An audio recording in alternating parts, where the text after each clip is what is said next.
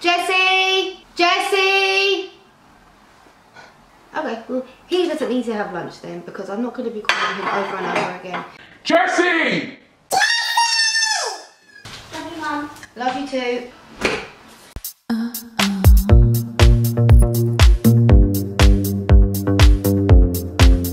Hi guys, welcome back to my channel, and if you could tell by all the food that I'm surrounded by, today we're going to be doing a mukbang. Everyone keeps on asking this. When I first got requested for it, I was like, what is that? And then when I saw it's just me eating food, I was like, I can do that. I do that every day. So that's why we're here. So everyone always buys food instead of cooking food, and I usually cook, so I didn't even know what to buy. And if you guys know, I don't really like takeaway food. I like food.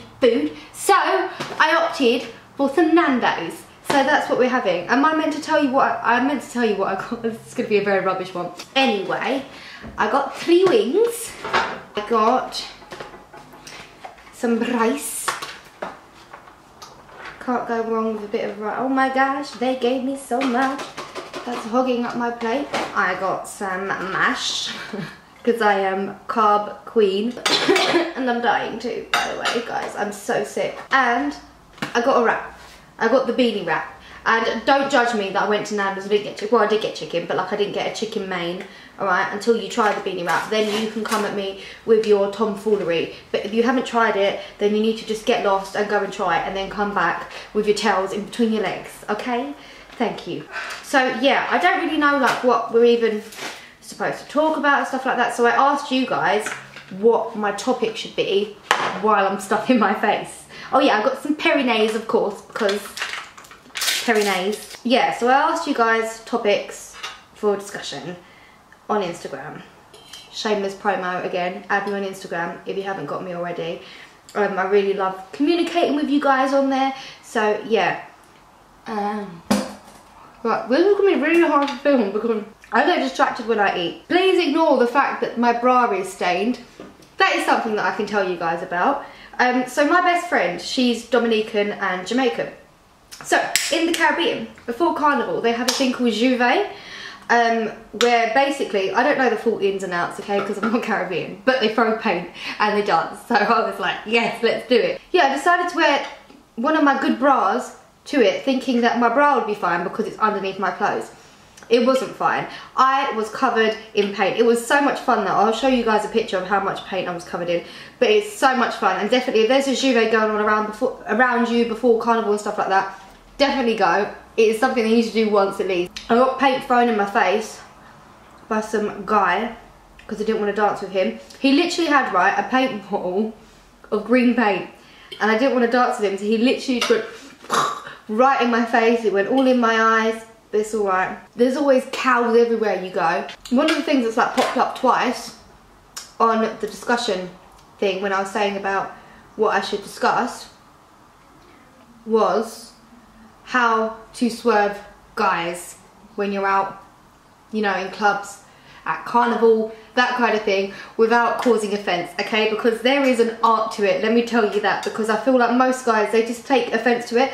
And if there's guys watching this, you need to understand, just because a girl swerves you, doesn't mean she thinks you're ugly, doesn't mean she thinks that you're like an idiot, it doesn't mean she could be in a relationship, she could have a phobia of dancing with men, she may not like to dance with men, that's just how it is, okay? So I don't know why guys take it so personally when they get swerved by girls.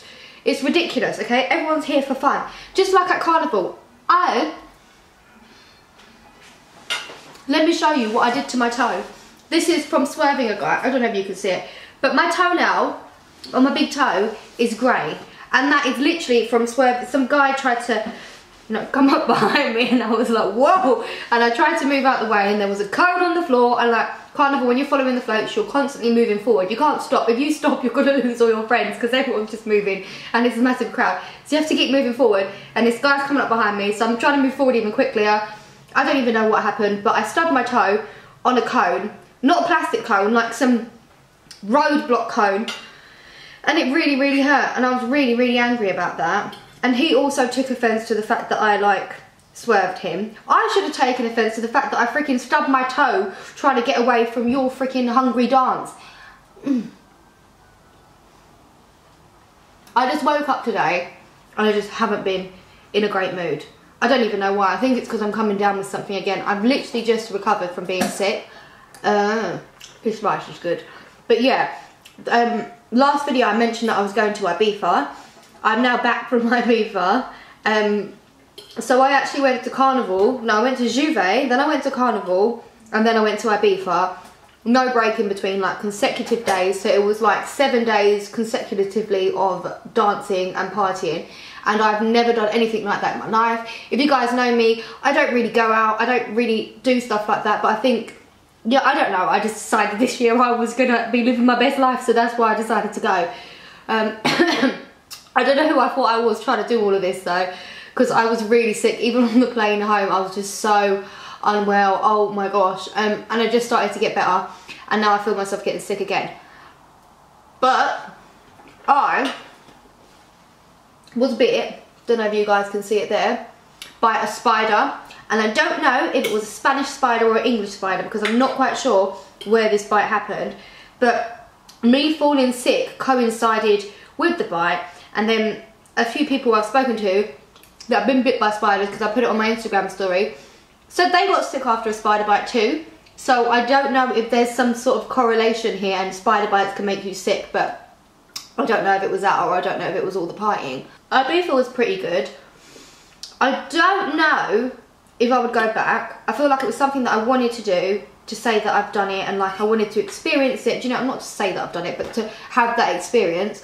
Everyone warned me beforehand, because they know what the type of person that I'm like. I'm not stuck up, but I'm not gonna leave. I'm not gonna go home with someone like that's just that kind of going out clubbing and going home with someone you just met and stuff like that. That's just not me. So whenever I told people I was going to Ibiza, they're always like, "What are you doing going to Ibiza? Like you're not gonna have any fun." Blah blah blah blah blah. And so I was like quite skeptical because I was quite worried about that.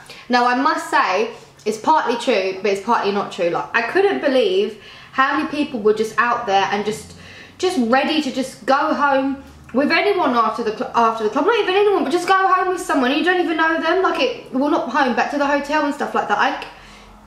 How?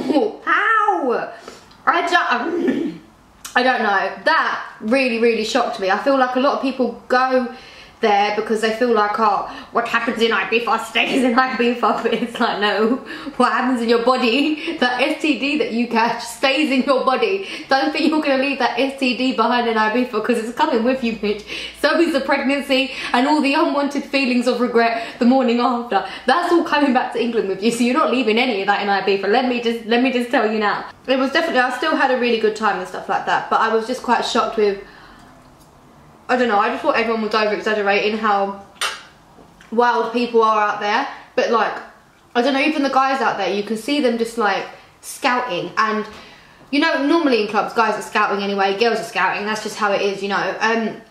But it's like, you can already tell their intention is trying to find someone to take home for that night. As the week got further and further on, me and my friend became more and more rude. I was taking offence to it. Like, if someone tried to talk to me, like, are you seriously trying to talk to me because you think that I'm gonna come and split up with you? Because that's not gonna happen. I don't know. I'm not a prude. I'm not a prude, okay? This is just how I am. But I don't know. I just found it really offensive when guys even tried to speak to me over there, because I was like, you think you want to get something with me, but you're not. I would like to go back with like a big group of girls and boys, just like so that like it's a bit more of a different experience, because I feel like when you're just like, because I just went with one other girl, so it was just us two. So when you're like two girls, it's like, oh, look at them, like we can prey on them, like especially if they see we're a bit tipsy and we're like giggling and stuff like that, they're like, oh yes, drunk girls, yes, free pussy, like, do you know what I mean? So it'd be nice to go back with a big group of girls and guys, that way it deflects all of that nonsense, do you know what I mean? But yeah, my legs are so toned from all my dancing. I don't think you understand. I don't think I've danced so much in my life. So basically, for 7 days, I danced for a minimum of 8 hours a day. Yeah? for 7 days, right? And I'm not a professional dancer. That's normal for professional dancers. Yeah, I'm a professional dancer. I'm a professional eater, but I'm not a professional dancer. And it's a good thing that I've been going gym beforehand, because I felt like I wouldn't have even been able to handle it if I wasn't going gym beforehand, because like I was, yeah, I was just much weaker. I just don't think I would have been able to withstand it. If anyone's watching this and wondering why I'm eating the mash first, I always do this. If I get chips, mash, whatever it is, the potato, whatever the potato is in my meal, it gets eaten first. So that's what's happening here. I feel like I've jumped to loads of different discussions. But yeah, the thing that I was meant to be talking about is how to swerve a guy very politely. Like how do us women, like everyone's got their techniques, right? Because guys always try and approach girls. No matter what kind of girl you are, there's always going to be a guy trying to approach you, whether it be a builder shouting out of his freaking van, or I don't know, some hood guy on a bike. It's just, that's just the way of life. And like everyone was asking what's my technique. My technique is like, I just pretend that I don't hear it until it's undeniable that you can hear it. I'll smile really politely and then say I have a man very politely, and then hope they don't take offence to it. But I don't know. It depends on the kind of guy that's trying to talk to you as well, because like, if it's some hood guy here and you're like, oh, I've got a man, they're like, nah, you're lying, you ain't got a man, you just don't want to chat to me, man. And it can erupt into a whole load of nonsense. And I can't help myself, right? If I feel like someone's being disrespectful to me, I'm like a little chihuahua, like, you know these chihuahuas that take on Rottweilers? I cannot. So I have to keep my mouth shut, because otherwise I will say something and get into an argument, and yeah, I'm not on it anymore. Like, I'm not on it. But I feel like most girls have headphones, or like, even we're about to walk past a group of guys, you get out your phone and you pretend you're on your phone so that you can pretend like you didn't hear what they were saying because you were too busy on the phone. I feel like most girls do that. I don't know. Has anyone else got like another successful way of like swerving guys without the bullshit that can occur after that guys take so much offence to? But do you know what ones I hate the worst, right? Are the ones when you tell them you have a man and they're telling you they just want to be your friend, and they're like, okay, but I can't have any friends because I have a man or whatever, my invisible man, but I have a man, so I can't have any friends. And then they just start getting like, it's like everything you say they have an answer for. Like nothing you can say convinces them otherwise. Like literally, I remember one guy, I said to him that I was married. No, first I started off and said I had a boyfriend, then I said I was married, then I said I was a lesbian, and the guy was still going. I couldn't, where does this persistence and confidence come from? I don't know. Yeah, but when you're at this like big age, I feel like once you hit 22, right, you shouldn't be trying to approach people in the street. I don't know. You just shouldn't be trying to approach people in the street. I don't appreciate it, and I don't think any older women do appreciate it. I can't remember the last time my friend's been like, oh, there was this really hot guy and he tried to talk to me today. No, like it doesn't matter how hot you are, how attractive you are, how single I am, how interested I am. I'm just not going to give you my number because, I don't know, in my head you've just looked at me and gone, I'll have me a bit of that. Let me go and see if she will have it. You know? And also, if you've got this confidence to be asking for my number in the street on a normal day like this, if you've got enough confidence to be asking me, then you've got enough confidence to be asking, not like me, like, oh, I'm something great, but like if you've got enough confidence to stop a woman in the street to ask her for her phone number, then you've got enough confidence to do it to multiple women, and you probably spend a lot of your time hollering at random girls. And no one wants a thirsty man. Do you know what I mean? No one wants a thirsty man. Like, who wants a man that's just out here approaching girls? Like, no, please. And do you know what gets me even more mad now, yeah? Jess is now 7. So, he's a little boy now, and he's getting protective over me as well. Right, so, I've always got mad immediately. Like, if I'm on my own or sometimes story, I'll just be like, no, sorry, blah, blah, blah, blah. But if I'm with my kid, and you come up to me, and you're trying to talk to me,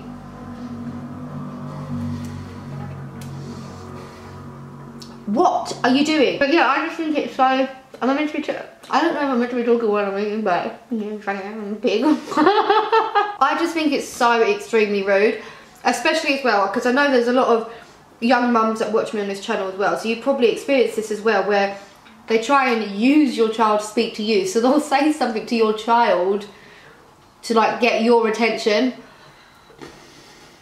And now it's got to the point now that Jessie will literally be like, no. Well, I don't know if this just happens like inside London and stuff like that, but I just think it's hella disrespectful to be trying to even approach someone when they have their kids with them. Like, what are you doing? It's more likely for a mother with a child to be in a relationship than it is for a mother without a child. Not because like, oh, I don't know how to explain it, but like if you see a mother and child, like, why would you even take that risk when it's quite likely that she could still be with the father of that child, or she could be married? I don't know. To me, it just, you're not looking at some single young person walking down the street. You're looking at a woman with a child walking down the street. Like, what are you doing? What are you doing? Like, please, if you do this, stop doing this. Because, like, I'm sorry. You're going to approach the wrong girl, and then her big ass husband is going to come around the corner, and then you're going to get beat up for trying to even approach her in front of their kids. Do you know what I mean? So let's play it safe and not do that. Thank you. A lot of you guys have noticed, oh yeah, there's quite a lot of self-love. A lot of you guys have noticed that my confidence, yeah, my confidence has gone up. Not because I think I'm like more attractive or anything like that. I think I've just become more, and I've become more comfortable with myself. And also I didn't quite like the person that I was, because I felt like I lost a lot of who I was from when I was like younger and stuff like that, and I wanted that part of me back, and I felt like just life just took that away from me, and it always upset me that I wasn't back at that bubbly old Rachel all the time. Like the Rachel we see on YouTube, yeah, that is me, but that's me in a great mood. That's not me all the time, do you know what I mean? So yeah, it was just like, I think it partly came down to me deciding that I just wasn't gonna settle, if that makes sense. After my last relationship and the shit show that it was, yeah, I just decided that I wasn't gonna settle for anything less than now, because I found that I did know at the time that I was like settling, and I still went through with it just with the hopes that, oh yes, you know, I don't know, I honestly don't know. And now I've got to this point where I just won't settle, and I think that's why I've been single for this period of time, is because I don't know how to describe it, but just not settling basically. And that has helped me feel more self-love for myself, because I'm like confident in the fact that I know I'm like refusing to not settle now and stuff like that, if that makes sense. Yeah, like I have come across people who are really lovely and whatever, but I've like realised that I would be settling for less than what I want. Not that they're less than me or I'm more than them, but I would just be settling for not exactly what I want. And I spent so many years doing that. I just decided, like, why am I doing that? Why am I doing that? It is a bit testing at times, because you see people like jumping into relationships and like jumping in and out and like just doing all the fun relationship stuff, and you're like, oh, I would like that. But at the end of the day, as much as I would like that with someone that's at my same mental level, and you know, yeah, I would just like that with someone and not have to settle to get that. Whereas like I said, I could go with people that, like, I could, if I was to settle, and this is the same for every girl, like if I was to settle, I'm not saying this in a big-headed way at all, because I feel like this is the same for everyone. Everyone's always got people that want to be with them. Everyone does. That's just a cycle of life. You get rejected by some people, you get accepted by some people like you, some people don't like you, some people fancy the pants off you, some people don't. That's just how it is. And if I wanted to stay at the stage that I was in my last relationship, then I could be in a relationship right now and I could have all of those things, but it's not going to be enough because I'm settling for less than what I wanted. And I feel like every relationship you go in, you should at least, if you're going to take only heartbreak from it or whatever, at least take the lesson that, okay, that's definitely not what I want. I was definitely settling there. Let me up a, you know, go up a level. Does that make sense? Like you can't go back on yourself and go with someone or settle again after you've already just settled and it hasn't worked out. You're better off not settling and it not working out than settling and it not working out, because then you just feel like a complete idiot for settling in the first place, if I'm going to be honest. I feel like I'm talking knives. I am, but I swear that's what you meant to do at a mukbang, isn't it? I don't know. I've only watched like 2 because I get too hungry watching them and then I start eating. I think one of the things as well about self-love is being able to understand that you can trust yourself. I feel like a lot of people don't trust themselves. So in situations where they feel like their instinct is like going off and they know something's not quite right. They can't pinpoint what it is or whatever, but they know something's not right. But they don't know for sure, and they don't trust themselves enough to follow on that instinct. And that is like the biggest self-hatred that you can have ever, is to not trust your instinct. I think for years it's been bred in us that, you know, you're like crazy if you like try and act or speak on things and stuff like that. But I do think that I don't know, through time, one thing that I've learned is that you have to trust your instincts. Your instincts aren't there because you're paranoid. Yeah, you have to trust your own instinct.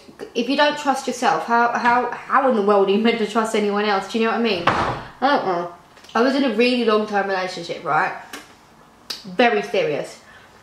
And every now and then, my instincts would be like, Nina, Nina, Nina, Nina. And I would ignore it for ages until I just couldn't ignore it anymore because it was just going off, and there wasn't actually any exact thing for my instinct to be doing that. I hadn't seen something or nothing had changed, but my instinct would go off, and every time I followed up on it, it was always because of something.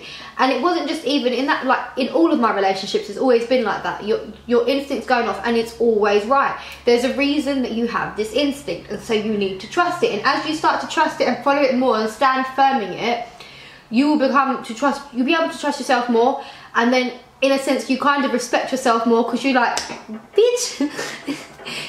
Yeah, trust your instincts, even if it's like really, really early on in the dating process or anything like that. Trust it. Even if it's to do with your friends, trust your instinct, and that will literally, you're going to feel so much more confident in yourself. Why shouldn't you trust yourself? I don't know why I'm so full up. Oh yeah, I ordered the Nandos, right? I ordered to collect it, and I had a sandwich while I was waiting because I couldn't wait.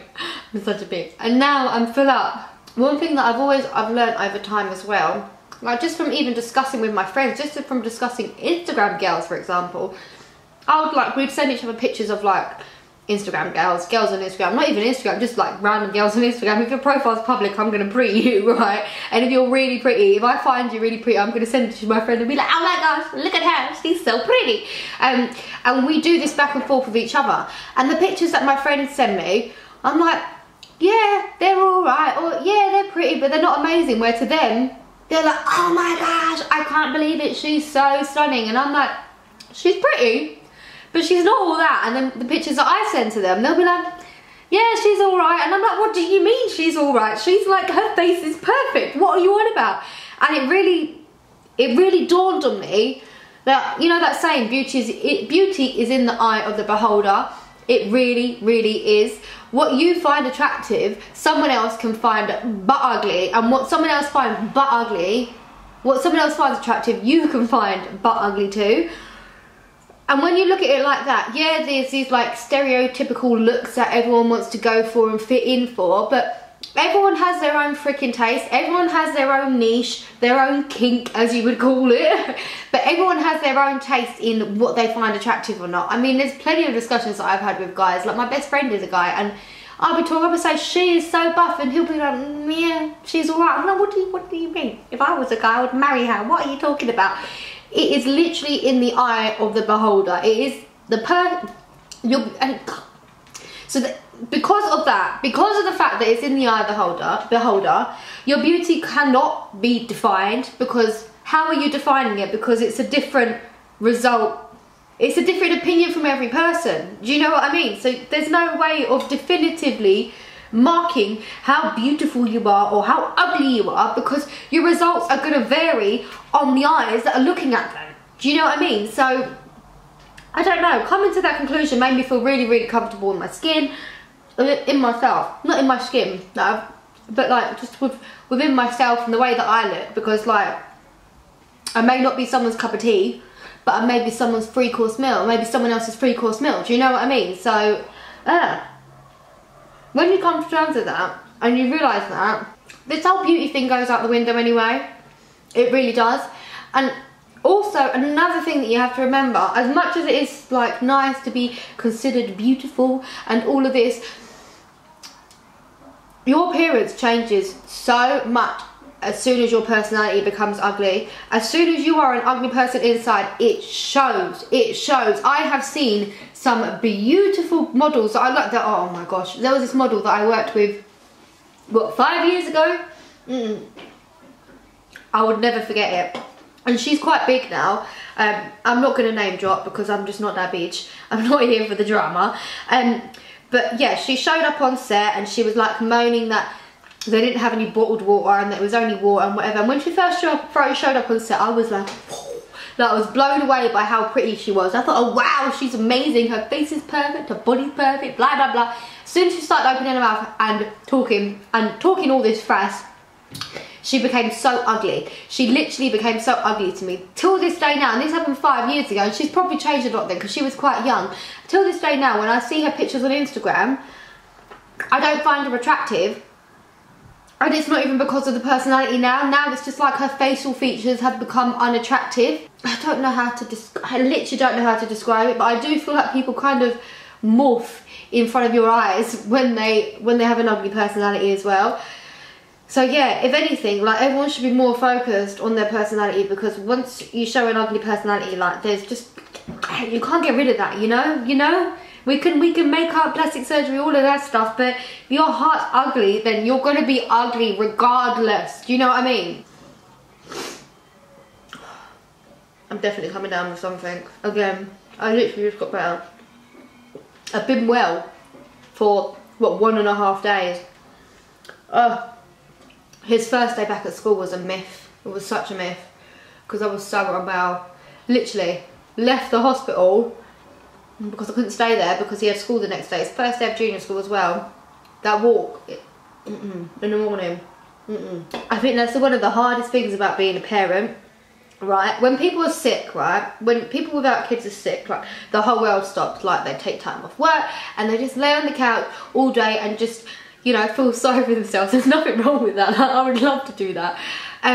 But when you have kids, like, you just can't, like, you don't even have the time or the opportunity to even be sick. Like, you just have to, like, I didn't want to be around food. Yeah, I still had to cook dinner. Do you know what I mean? And I'm feeling sick. Like, imagine having to cook food when you feel like being sick yourself. Oh. And do you know what makes it even worse? When they get sick too.